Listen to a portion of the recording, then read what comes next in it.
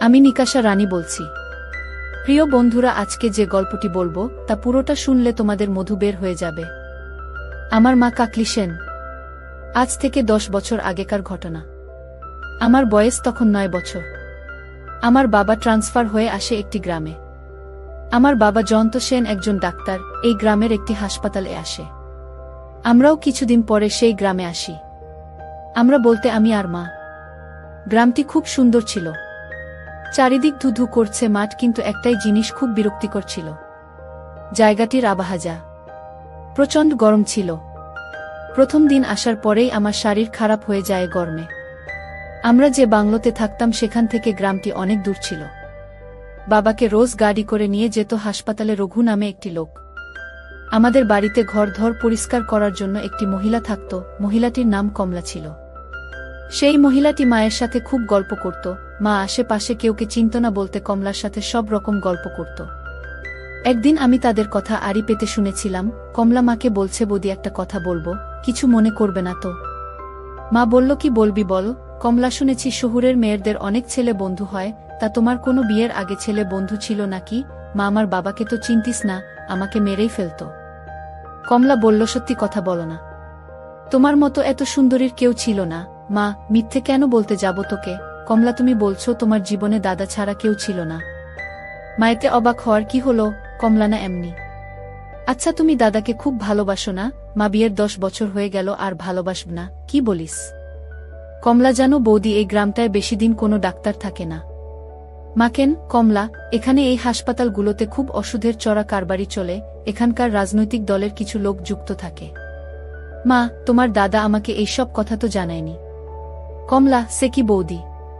আপনি জানেন না এর মধ্যেই ডাক্তার বাবুর সাথে কিছু লোকের ঝামেলা হয়েছে হাসপাতালে, তারা ডাক্তার বাবুকে শাসিয়েছে। মা চুপ করে শুনছিল। এরপর আমার মনে আছে সেদিন রাতে বাবা মায়ের মধ্যে এইসব নিয়ে ঝগড়া হয়ে গেল। 2-3 দিন পর আমাদের বাড়িতে একজন মধ্যবয়স্ক লোক এলো। লোকটি নাকি গ্রামের খুব প্রভাবশালী লোক। আমার এখনো মনে আছে সেই দিনটার কথা, যখন লোকটি প্রথম আমাদের বাড়িতে আসে। আমি বারান্দায় খেলছিলাম বিকাল বেলা, যখন একটা কালো গাড়ি এসে আমাদের বাড়ির সামনে দাঁড়ায়। গাড়ি থেকে কিছু লোককে নামতে দেখে আমি ভয়ে আমাদের ঘরে ঢুকে যাই। মা আমাকে জিজ্ঞেস করল, কি হলো, তুই বাইরে থেকে ছুটে এলি কেন? আমি বললাম, বাইরে করা সব এসেছে। কিরকম যেন গুন্ডাদের মতো দেখতে। আমি ঠিক বলেছিলাম, লোকগুলো সত্যি গুন্ডাদের মতো দেখতে ছিল। মা আমার সাথে বাইরে আসতেই একটু থমকে গেল। মা, আপনারা? একজন নমস্কার করে বলে উঠল, নমস্কার বৌদি। আপনি কি ডাক্তার বাবুর স্ত্রী? মাহা, উনি তো এখনো হাসপাতাল থেকে আসেননি। আবার লোকটি বলে উঠল, আমি ডাক্তার বাবুর সাথে কথা বলতে এসেছিলাম। আপনি যদি কিছু মনে না করেন, আমরা কি ডাক্তার বাবুর জন্য বাইরে অপেক্ষা করতে পারি? আমার এক খুব বিশেষ বিষয় নিয়ে ডাক্তার বাবুর সাথে কথা বলার ছিল। মা, উনি কখন আসবেন? এতক্ষণ এখানে আপনারা অপেক্ষা করবেন? লোকটি বলল, না, আমাদের কোনো অসুবিধা নেই। মা আমাকে নিয়ে ঘরের ভেতর গেল। ঘরে গিয়ে সে হাসপাতালে ফোন করে বাবাকে লোকগুলোর ব্যাপারে বলতে লাগল। বাবার সাথে কথা বলে মা জানলা দিয়ে উকি মেরে লোকগুলোকে দেখতে লাগল। তারপর কি যেন একটা ভেবে আবার বাইরে গিয়ে বলল, আমি খুব দুঃখিত যে আপনাদেরকে ভেতরে ডাকতে পারছি না। আমার ঘরের ভেতরটা অগোছালো হয়ে আছে। আবার সেই লোকটাই উত্তর দিল, না না, আপনি এসব নিয়ে চিন্তা করবেন না, আমরা বাইরে বেশ ভালো আছি। দেখে মনে হচ্ছিল এই লোকটাই কথা বলতে পারে। বাকি লোকগুলো অদ্ভুত চোখে যেন মার দিকে তাকিয়ে আছে। দেখে মনে হচ্ছিল তাদের কাছে আমার যেন দুর্লভ কোনো বস্তু। মা ভেতরে চলে এলো। কিছুক্ষণ পরে বাবা গাড়ি করে ফিরল। বাইরে থেকে শুনতে পেলাম বাবা বলছে, আরে রাজা সাহেব, আপনি এখানে বাইরে দাঁড়িয়ে আছেন? লোকটি ঠাট্টা করে বলল, আরে আপনার স্ত্রী তো আমাদের ভয় ঘরে ঢুকতে দিল না। বাবা, আপনি আসুন। আমারই দোষ, আমার ওকে জিজ্ঞেস করা উচিত ছিল কে এসছে। এরপর বাবা লোকটিকে কে নিয়ে ঘরে ঢুকল। মাকে লোকটির সাথে ভালোভাবে আলাপ করল। আমাকেও লোকটির সামনে নিয়ে গিয়ে নিজের ছেলে হিসাবে পরিচয় দিল। লোকটিকে এবার আমি ভালোভাবে দেখলাম। লোকটি আপনার বউ ছেলে, সবাই খুব সুন্দর দেখতে। আপনার ভাগ্য দেখে খুব হিংসে হচ্ছে। বাবা, তো আপনি আশা করি আমার সাথে হাসপাতালের এই সব বেকানুনি জিনিসপত্র ব্যাপার নিয়ে কথা বলতে আসেননি বজ্জে? রাজা সাহেব, কি আর বলবো ডাক্তার বাবু, আমার হয়েছে ঝামেলা, সামনে ভোট আসছে। আর এদিকে এই গুন্ডাদের উপদ্রবে আগামী 6 মাসে 2 জন ডাক্তার পালিয়েছে। বাবা, আপনারই তো দলের লোক। রাজা সাহেব মায়ের দিকে তাকিয়ে বলল, আপনার স্বামীকে আমি আর বোঝাতে পারলাম না। বাবা মাকে বলল, কাকলি, আমার আর রাজা সাহেবের জন্য একটু চা বানিয়ে দাও। মা অনিচ্ছা সত্ত্বেও তাকে রান্নাঘরে যেতে হলো। বাবা, এবার রাজা সাহেব, আপনার এর মধ্যে কোনো রকম জড়িত না থাকলেও আমার পক্ষে সম্ভব হচ্ছে না। বাবা আর রাজা সাহেব অনেকক্ষণ ধরে নিজেদের মধ্যে কথা বলে চলছিল, আমি আর তাদের কথা কান দিছিলাম না। কিছুক্ষণের মধ্যে মা চা নিয়ে ঘরে ঢুকল। মায়ের হাতের চা খেয়ে রাজা সাহেব খুব পছন্দ করল। শেষে চলে যাবার সময় বলল, বৌদি, পরের বার কিন্তু এলে আর কিন্তু ঘর অগোছালো থাকার অজুহাত দেবেন না। মা মুচকি হেসে বলল, এবার অন্য কোনো অজুহাত দেব? আসতে আমাদের বাড়িতে রাজা সাহেবের আসা যাওয়া বাড়তে লাগল। একদিন রাতে শোবার সময়ে মা চুল আঁচড়াতে আঁচড়াতে বলল, শুনলাম তুমি নাকি হেড অফিসে কয়েকজনের নামে নালিশ করেছ, তুমি জানো ওরা কারা? বাবা আর চোখে মায়ের দিকে তাকিয়ে বলল, তুমি জানলে কোথায় থেকে? মাসকালে রাজা সাহেব বাড়িতে এসেছিল ওনার কাছ থেকে। বাবা, লোকটা যখন দেখছে আমি ওর কোনো কথা শুনছি না, এখন তোমার কান ভাঙছে। মা এবার একটু রেগে গিয়ে বাবার কথার উত্তর দিল, অদ্ভুত লোকটার কি আসা যায়? আমাকে জানিয়ে যা করছে আমাদের পরিবারের ভালোর জন্য করছে। বাবা, আমার পরিবারের ভালো ব্যাপারটা নিয়ে বাইরে কোনো লোক মাথা না ঘামালে ভালো। সেদিন রাতে মা কিছু বলল না, কিন্তু পরের দিন মা বাবার মধ্যে খুব ঝগড়া হলো এই সব নিয়ে। মা শেষ পর্যন্ত কাঁদতে শুরু করে দিল। বাবা মাকে বোঝালো, দেখো কাকলি, তুমি ভয় পেয়ে না, আমার কোনো ক্ষতি হবে না। রাজা সাহেব ভয় পেয়েছে, ও তোমাকে ব্যবহার করছে যাতে আমি ওদের উপর থেকে অভিযোগটা তুলে নিই। এরপর নিজেদের মধ্যে কিছুটা মিটমাট হওয়ার পর বাবা হাসপাতালে চলে গেল। সেই রাতে যা অনিবার্য ছিল তাই হলো। রাতে মা খুব চিন্তায় ছিল, বাবার আসতে বাকি দিনের তুলনায় অনেক দেরি হচ্ছিল। এমন সময় আমাদের বাড়ির সামনে রাজা সাহেবের গাড়ি এসে দাঁড়াল। গাড়ি থেকে রাজা সাহেব নামতেই মা বুঝতে পারল কিছু একটা অঘটন ঘটেছে। মা বলল, রাজা সাহেব আপনি? রাজা সাহেব, কাকলি, একটা খারাপ খবর আছে। মা রাজা সাহেবের কাছে ছুটে এলো। কি হয়েছে জায়ান্তার? মায়ের সারা শরীর কাঁপছে।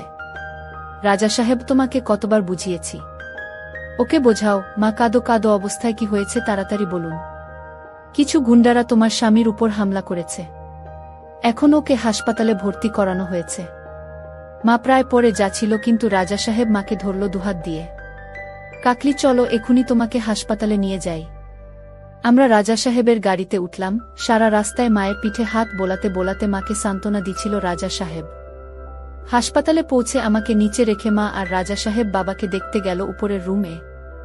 আমি চুপচাপ বসেছিলাম। হঠাৎ দেখলাম সিঁড়ি দিয়ে রাজা সাহেবকে নামতে। আমাকে আর চোখে দেখে পাশ কাটিয়ে সে বাইরে বেরিয়ে যায়। আমিও কি ভেবে লোকটার পিছন পিছন যাই। রাজা সাহেবকে দেখলাম একটা বাইরে লোকের সামনে দাঁড়িয়ে কথা বলছে। দ্বিতীয় লোকটি, আজ তো আপনি মনে হচ্ছে ফাটিয়ে দিবেন। রাজা সাহেব, আগে তুই বল, ওষুধটা ঠিকঠাক কাজ করবে কিনা? দ্বিতীয় লোকটি, আলবাত কাজ করবে, একটু জলে মেশালে দেখবেন কেমন করে আপনার বাঁশুরির সুরেতাল মিলিয়ে মিলিয়ে নাচবে। রাজা সাহেব, পুরোটা দিলে কি হবে? সারারাত টানতে পারবে? লোকটা মুচকি হাসল। এখন কি করছে? রাজা সাহেব বরের সামনে বসে আছে। এবার আমি সেই জায়গা থেকে সরে গিয়ে যেখানে আগে বসেছিলাম সেখানে চলে এলাম।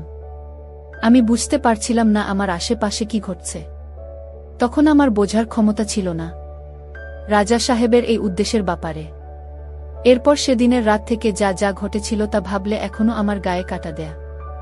সেদিন হাসপাতাল থেকে বেরানোর সময় মাকে রাজা সাহেব তার বাড়িতে উঠতে বলল। রাজা সাহেবের ধারণা যেই সব গুন্ডারা বাবাকে হামলা করেছে তারা রাতে মায়ের উপর আর আমার উপর হামলা করতে পারে। রাজা সাহেব উপরে হয়তো মায়ের বিশ্বাস তা অনেকটা বেশি ছিল, তাই সে তার কথায় রাজি হয়ে গেল। সেদিন রাতে আমরা রাজা সাহেবের বাড়িতে চলে গেলাম। হাসপাতাল থেকে বেরিয়ে যখন গাড়ি এসে রাজা সাহেবের বাড়ির সামনে দাঁড়ালো তখন আমার চোখ স্থির হয়ে গেল। মনে হলো রাজপ্রাসাদের সামনে দাঁড়িয়ে আছি। আমাদের জন্য ভালো খাবার বানানো হয়েছিল, আমি খেয়ে নিলাম, কিন্তু মা কিছু খেতে চাইছিল না। রাজা সাহেব অনেক অনুরোধ করাতে মা শুধু শরবত খেল। মায়ের জন্য একটা ভারী সোনা রং করা পেতলের গ্লাস এ শরবত নিয়ে এলো। মা বলল, এবার বুঝতে পারছি আপনার নাম এখানে রাজা সাহেব কেন। রাজা সাহেব, আমি হচ্ছি এই গ্রামের সবচেয়ে বড় ভিখারি। মাকেন এই কথা বলছেন? রাজা সাহেব, আমার সব আছে, কিন্তু নিজের আপন বলে কেউ নেই। মা, আমি জয়ন্তর কাছে আপনার স্ত্রীর মৃত্যুর ব্যাপারে শুনেছি। আমি খুব দুঃখিত। আপনার এই বিষয়ে নিয়ে আমি আপনার কাছে আগে আমার দুঃখ প্রকাশ করতে পারিনি। ভেবেছিলাম বিশ্বস্টার ব্যাপারে কিছু বললে আপনি আরও দুঃখ পেতে পারেন। রাজা সাহেব, আমি তো আর ডাক্তার বাবুর মতো ভাগ্যবান নই যে আপনার মতো সুন্দর বউ আরেকটা পাব। মা কথাটা এড়িয়ে গিয়ে বলল, আমি আপনার আছে চিরকাল ঋণী থাকব। আপনি এই সময় আমাদের আশ্রয় দিয়েছেন। কিন্তু রাজা সাহেব, এরকম ভাবে তো আপনার এখানে থাকা যাবে না। জায়ান্তাকে কি সত্যি এই হাসপাতালে রাখতে হবে? আমি ওকে এই গ্রামের বাইরে নিয়ে যেতে পারি না। রাজা সাহেব, আপনি তো শুনলেন হাসপাতালের সমল কি বলল। উনিও তো ডাক্তার, হয়তো আপনার স্বামীর জুনিয়র। মা, এখানে 4-5 দিন থাকতে বলছে।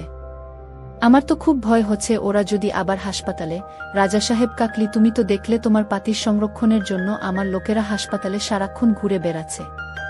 তারপর কনস্টেবল যাদব তো খুঁজছে ওই শয়তানগুলোকে। সেদিন রাতে আমাদের উপরের একটা ঘরে শোবার ব্যবস্থা করা হলো। আমি শুয়ে পড়লাম। মা আমার পাশে এসে শুল। মাকে দেখে মনে হচ্ছিল মায়ের শরীরটা যেন খারাপ। নিজের কপালের উপর হাত চেপে রেখেছে। আমি জিজ্ঞেস করলাম, মা তোমার কি হয়েছে? মা কিছু হয়নি, মাথাটা একটু ধরেছে, সারাদিন যা গেল তুই ঘুমা। কিছুক্ষণের জন্য হয়তো আমি চোখটা বুঝেছিলাম। হঠাৎ মনে হলো মা বিছানা ছটফট করছে আর বিড়বিড় করে কি যেন বলছে। মায়ের কাছে আসতেই দেখতে পেলাম মা চোখ বন্ধ করে মুখ দিয়ে আওয়াজ করছে আর ক্রমাগত বাবার নাম নিচ্ছে এবং নিজের ডান হাতখানা পায়ের মাঝে ক্রমাগত ঘষে চলছে। সারা শরীরে ঘাম জমে রয়েছে। আমি মাকে জিজ্ঞেস করি, মা তোমার কি হয়েছে? মা সঙ্গে সঙ্গে নিজের ঘর কাটিয়ে আমার দিকে তাকালো। সে এক অদ্ভুত তাকানোর দৃষ্টি, মনে হচ্ছে তার শরীরের ভেতর তা ঝলছে। মায়ের ঠোঁটখানা কাঁপছিল। মা কি হয়েছে? আমি, মা তোমার কি শরীর খারাপ লাগছে? মা আমার থেকে চোখটা সরিয়ে বলল, তুই ঘুমা, আমাকে একটু বাচ্চাঘরে যেতে হবে। মা বিছানা থেকে উঠে পড়ল। আস্তে আস্তে বারান্দা দিয়ে বাচ্চাঘরের দিকে গেল। আমিও দরজার সামনে দাঁড়িয়ে রইলাম। দেখলাম মা বাচ্চাঘরের সামনে গিয়ে থমকে গেল। দেখলাম বাচ্চাঘর এ তালা লাগানো। মায়ের মুখে বিরক্তি দেখা গেল। অনেকক্ষণ ধরে কি যেন ভাবল এবং তারপর রাজা সাহেবের ঘরের সামনে গেল। ঘরে টোকা মারতেই রাজা সাহেব সঙ্গে সঙ্গে দরজা খুলে দিল। মনে হলো রাজা সাহেব অপেক্ষা করছিল। রাজা সাহেব পুরো একসেট মায়ের সামনে দাঁড়িয়েছিল। কি হয়েছে কাকলি? রাজা সাহেবের বলল, কি হয়েছে তোমার? তোমার স্বামীর কথা চিন্তা করে ঘুম আসছে না? মা তৎক্ষণাৎ নিজের ঘরটা কাটিয়ে, না রাজা সাহেব, আমার একটু বাচ্চাঘরে যেতে হবে। রাজা সাহেব বলল, ও তোমার বাচ্চাঘর এ যাবা প্রয়োজন? ঘরে এসো, ঘরে এসো। চাবিটা কোথায় রেখেছি খুঁজতে হবে। মায়ের হাত ধরে নিজের ঘরে নিয়ে গেল রাজা সাহেব। আমি আস্তে আস্তে দরজা থেকে উকি মারা বন্ধ করে ঘর থেকে বেরিয়ে এলাম। আস্তে আস্তে রাজা সাহেবের ঘরের দিকে গেলাম। আলতো খোলা জানলার মুখ দিয়ে উকি মারলাম। রাজা সাহেব আলমারি খুলে কি যেন একটা খুঁজছে। মা জিজ্ঞেস করল, আপনি বাচ্চাঘর এ চাবি দিয়ে রেখেছেন কেন? রাজা সাহেব মায়ের দিকে তাকিয়ে বলল, মাঝে মধ্যে বাচ্চাঘর এ বন্য বিড়াল ঢুকে পড়ে, সাপ ও ঢুকে পড়ে, তাই জানলাটা আর দরজাটা আটকানো থাকে।